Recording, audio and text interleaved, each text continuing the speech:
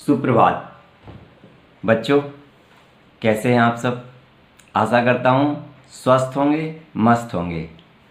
तो आज एक नए चैप्टर का अध्ययन करेंगे जिसका नाम है नादान दोस्त। चैप्टर 3 नादान दोस्त। तो चलिए आगे बढ़ते हैं।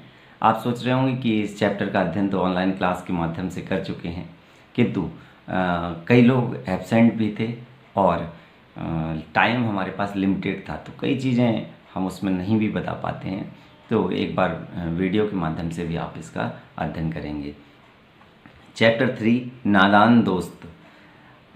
केशव के घर कार्निस के ऊपर एक चिड़िया ने अंडे दिए थे।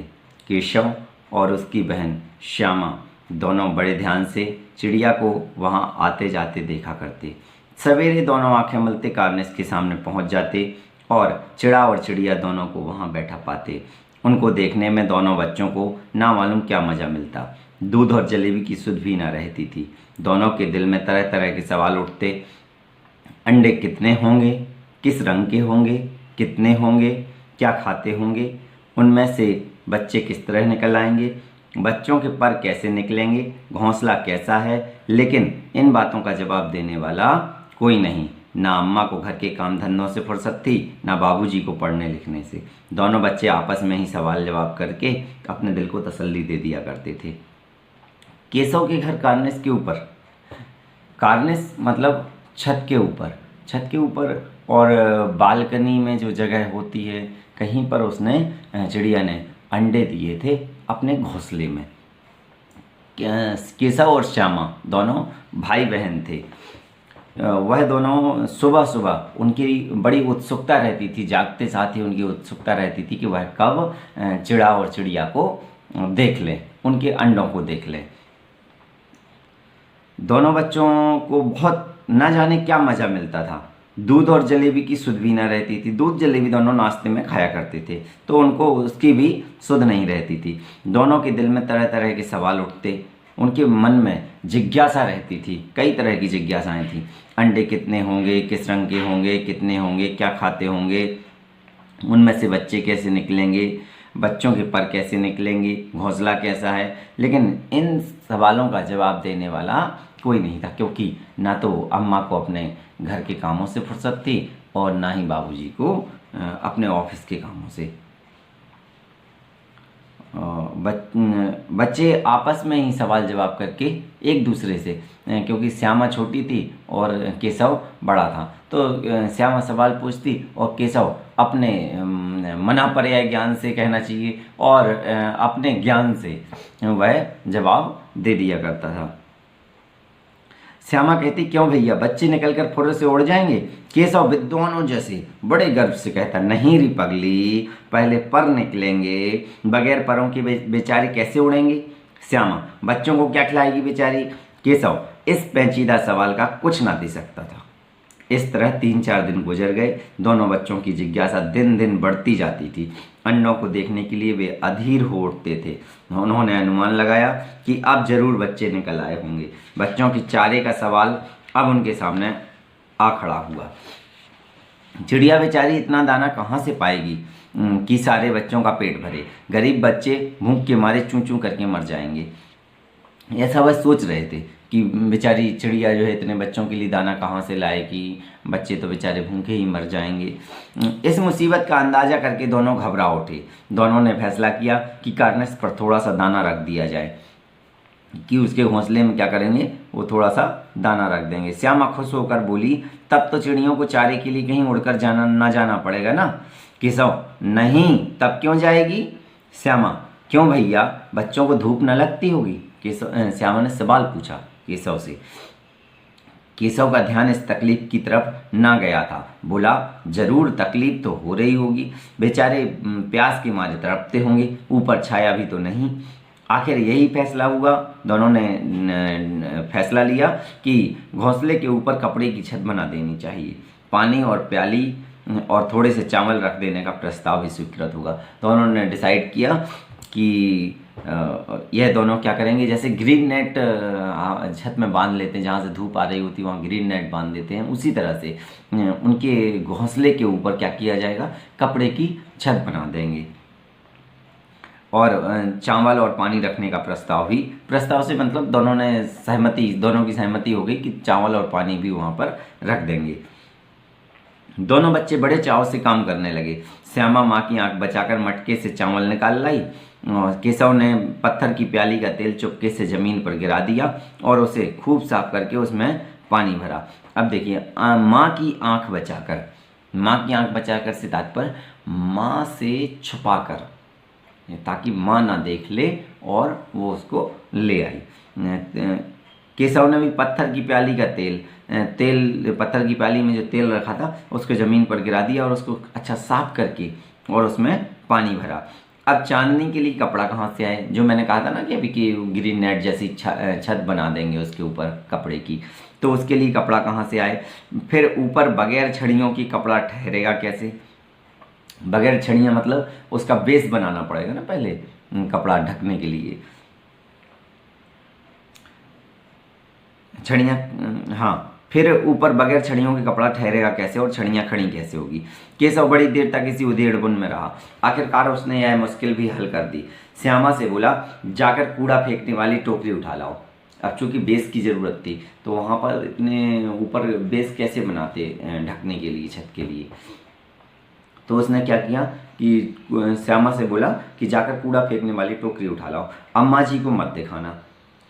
हर काम अम्मा से छुपकर किया जा रहा था, तो उसने कहा कि अम्मा जी को मत दिखाना। श्यामा, वह तो बीच से फटी हुई है, उसमें से धूप न जाएगी।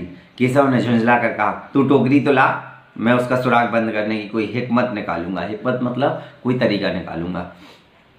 श्यामा दौड़कर टोकरी उठा लाई। केशव ने उसके सुराख में थोड़ा सा कागज ठूंस दिया और तब टोकरी को एक टहनी से टिकाकर बोला, देख, ऐसे ही घोंसले पर उसकी आड़ कर दूंगा, तब कैसे धूप आएगी। उन्होंने क्या किया कि टोकरी को और एक टहनी से ऐसे टिका दिया, ताकि वो ऐसे टिक गई तो जो है उससे धूप नहीं आ रही थी। उसका बेस बन गया था छत का, उसके ऊपर से वो कपड़ा लगा देते। श्यामा ने दिल में सोचा, भैया कितने चालाक हैं। गर्मी के दिन थे, बाबूजी दफ्तर गए हुए थे। अम्मा दोनों बच्चों को कमरे में सुलाकर खुद सो गई थी, लेकिन बच्चों की आंख में आज नींद कहाँ। अम्मा जी को बहलाने के लिए दोनों दम रोके आंखें बंद किए मौके का इंतजार कर रहे थे। ज्यों ही मालूम हुआ कि अम्मा जी अच्छी तरह से सो गईं, दोनों चुपके से उठे और बहुत धीरे से दरवाजे की सिटकनी खोलकर बाहर निकल आए। अंडों की हिफाजत की तैयारियां होने लगीं। केशव कमरे से एक स्टूल उठा लाया, लेकिन जब उससे काम न चला तो नहाने की चौकी लाकर स्टूल के नीचे रखी और डरते डरते स्टूल पर चढ़ा। देखिए, होता क्या है कि बच्चों को गर्मियों के दिनों में नींद नहीं आती है। दिन में मम्मा पापा बोलते हैं कि आप जाके जो है सो जाइएगा, दोपहर में थोड़ा सा नींद ले लीजिएगा, लेकिन बच्चों को नींद नहीं आती। और बच्चों को तो क्या, खेलने का कुछ ना कुछ मन करता है, और खेलने के लिए वो घर में एक कमरे में खेलना भी पसंद नहीं करते, तो कहीं ना कहीं बाहर निकलने की कोई कोशिश करते हैं। अब चूँकि अम्मा क्या करती थी, उसको डांटती थी कि आपको बाहर नहीं निकलना है। तो दोनों ने क्या किया कि चुपके से ऐसे बन के सो जाते हैं कि जैसे नींद आ गई हो इनको। दम रोके आंखें बंद किए से तात्पर्य वही है कि ऐसे बन जाते हैं कि जैसे सो गए हैं। और अम्मा भी जो है, अम्मा ने देखा कि चलो बच्चे सो गए हैं तो अम्मा भी सो गई। तो लेकिन यह दोनों तो क्या कर रहे थे, मौके का इंतजार कर रहे थे कि कब अम्मा सोए।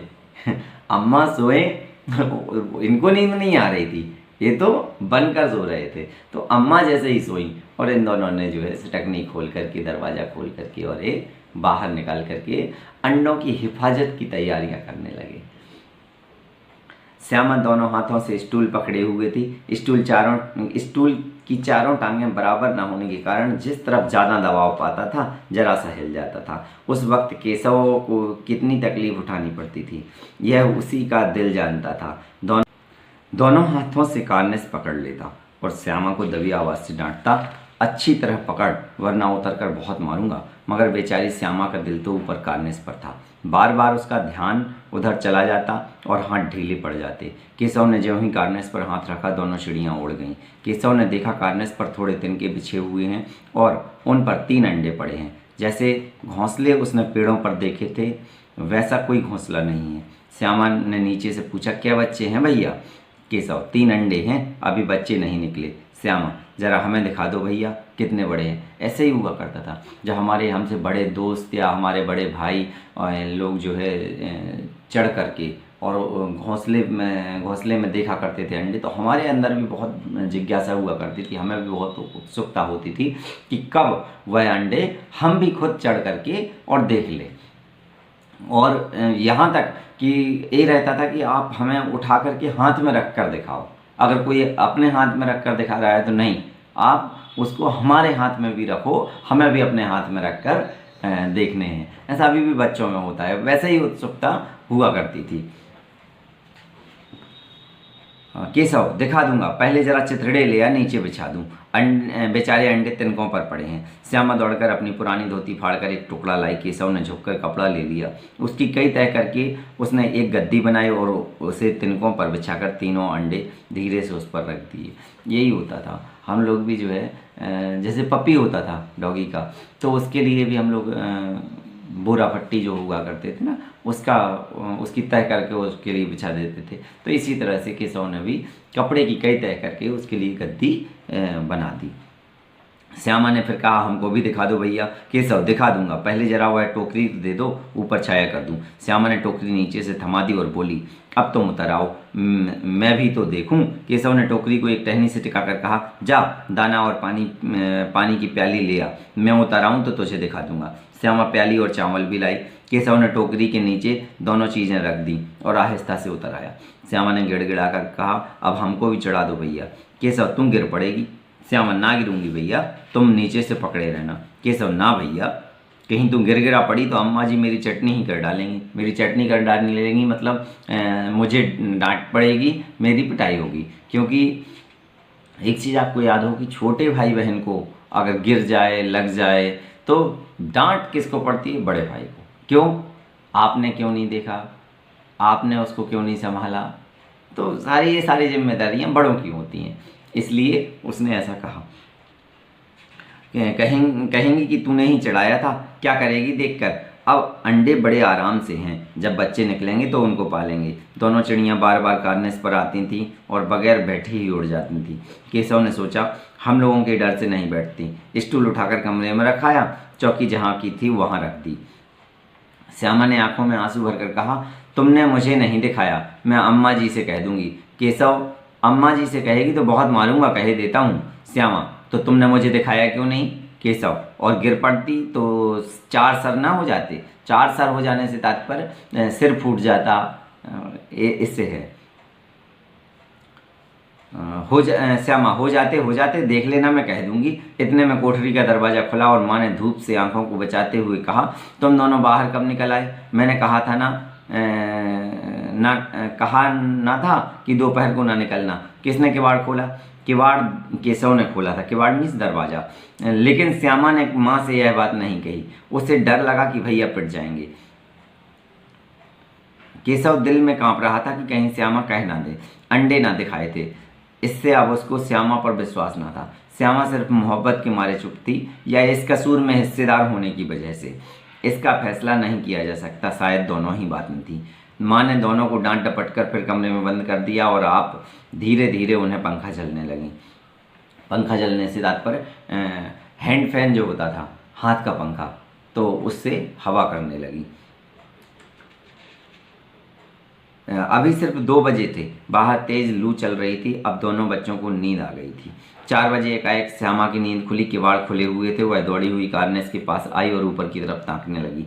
टोकरी का पता न था। संयोग से उसकी नज़र नीचे गई और वह उल्टे पांव दौड़ते हुए कमरे में जाकर जोर से बोली, भैया, अंडे तो नीचे पड़े हैं, बच्चे उड़ गए।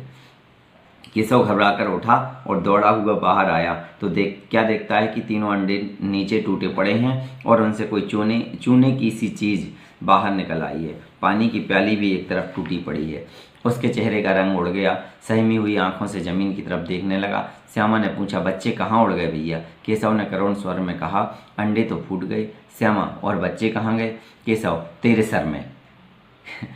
श्यामा ने पूछा कि और बच्चे कहाँ गए? तो उसने कहा, तेरे सर में। गुस्से में नहीं कह देते हैं वो। देखती नहीं है अंडों से में से उजला उजला पानी निकल आया है, वही तो 2-4 दिन में बच्चे बन जाते। माँ ने सौंटी हाथ में लिए हुए पूछा, तुम दोनों धूप में क्या कर रहे हो? सौंटी से तात्पर्य है एक लकड़ी हुआ करती थी जो बहुत ही, जिसकी फिनिशिंग बहुत अच्छी हुआ करती थी। उसको मार्केट में मिलती थी पहले, वो शायद उसको कुछ यूज में लेते थे उसको, कुछ कोई त्योहार वगैरह पे, उस टाइप की कोई लकड़ी है। श्यामा ने कहा, अम्मा जी चिड़िया के अंडे टूटे पड़े हैं। माँ ने आकर टूटे हुए अंडों को देखा और गुस्से से बोली, तुम लोगों ने अंडों को छुआ होगा। श्यामा तो भैया, अब तो श्यामा को भैया पर जरा भी तरस ना आया। उसी ने शायद अंडों को इस तरह रख दिया कि वह नीचे गिर पड़े। इसकी उसे सज़ा मिलनी चाहिए। बोली, इन्होंने अंडों को छेड़ा था अम्मा जी। माँ ने केशव से पूछा, क्यों रे? केशव भीगी बिल्ली बना खड़ा रहा। माँ, तू वहाँ पहुँचा कैसे? श्यामा, चौकी पर स्टूल रखकर चढ़े अम्मा जी। केशव, तू स्टूल थामे नहीं खड़ी थी? श्यामा, तुम्ही ने तो कहा था। माँ, तू इतना बड़ा हुआ, तुझे अभी इतना भी नहीं मालूम कि छूने से चिड़ियों के अंडे गंदे हो जाते हैं? चिड़िया फिर उन्हें नहीं सेती? श्यामा ने डरते डरते पूछा, तो क्या चिड़िया ने अंडे गिरा दिए हैं अम्मा जी? माँ, और क्या करती? केशव के सिर इसका पाप पड़ेगा। हाय हाय, 3 जने ले ली दुष्ट ने। केशव रोनी सूरत बनाकर बोला, मैंने तो सिर्फ अंडों को गद्दी पर रख दिया था अम्मा जी। माँ को हंसी आ गई, मगर केशव को कई दिनों तक अपनी गलती पर अफसोस होता रहा। अंडों की हिफाजत करने के जोग में उसने उनका सत्यानाश कर डाला। इसे याद कर कभी कभी यह रो पड़ता था। दोनों चिड़ियाँ वहाँ फिर ना दिखाई दी। मैंने भी बताया ना, अब चूँकि हम सच्चाई जानने लगे हैं कि हमने बचपन में कितनी बड़ी गलती की है, चूँकि वह नादानी थी, क्योंकि हम उस चीज़ की हकीकत नहीं जानते थे। हम तो यही सोचते थे, नादानी ऐसी करते थे कि केशव तो उसकी हिफाजत के लिए कर रहा था, उसके अंदर कहीं ना कहीं उनका हित करने की कामना थी। मगर जो हम लोग करते थे वो अपने मज़े के लिए करते थे कि चिड़िया के अंडे कैसे हैं, देखो उनको हाथ पर रख कर देखो। तो इस तरह का तो हम लोगों ने भी ऐसी गलती की है। लेकिन चूंकि अब वह बातें सोच करके हमें बड़ा पछतावा होता है कि हमने बहुत बड़ी गलती की है, और इन सब चीज़ों की जानकारी हमें शुरू से ही बच्चों को देनी चाहिए।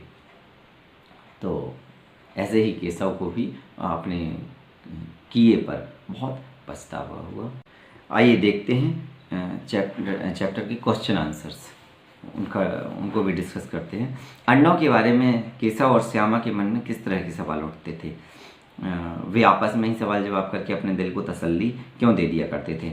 अंडों के बारे में केशव के एवं श्यामा के मन में किस तरह के सवाल उठते थे? यही सवाल उठते थे कि वह कैसे होंगे, अंडे कितने होंगे, किस रंग के होंगे, कितनी साइज़ के होंगे, उनमें से चूजे कैसे निकलेंगे, चिड़िया के बच्चे कैसे निकलेंगे, उनके पंख कैसे निकलेंगे, वह कैसे उड़ेंगे, इस तरह के। और खाने पीने को लेकर वह क्या खाएंगे, कैसे उनको धूप ना लगती होगी, इस तरह के कई प्रकार के सवाल उनके मन में उठा करते थे।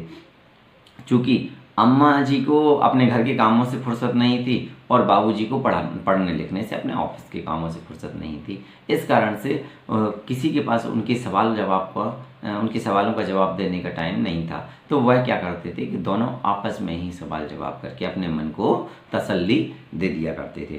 केशव ने श्यामा से चिथड़े, टोकरी और दाना पानी मंगाकर कार्नेस पर क्यों रखे? क्योंकि वे दोनों चिड़िया और अंडों की हिफाजत करना चाहते थे, इसलिए उनकी हिफाजत करने के लिए उन्होंने ये सब किया, दाना पानी रखा, उनकी छाया की। केशव और श्यामा ने चिड़िया के अंडों की रक्षा की है नादानी? देखिए, इसमें रक्षा तो कहीं नहीं है, क्योंकि चिड़िया अपनी रक्षा, अपनी हिफाजत खुद करती है। लेकिन चूँकि इन्होंने हिफाजत करने के उद्देश्य से नादानी कर दी, क्योंकि नादानी इसलिए क्योंकि वह उस चीज़ से अनजान थे, उसके बारे में नहीं जानते थे कि अगर हम इनकी हिफाजत करेंगे और इनको छू लेंगे तो उसमें क्या होगी कि ये गंदे हो जाएंगे और चिड़िया इनको सहेगी नहीं, गिरा देगी। तो ऐसे उन्होंने नादानी की थी।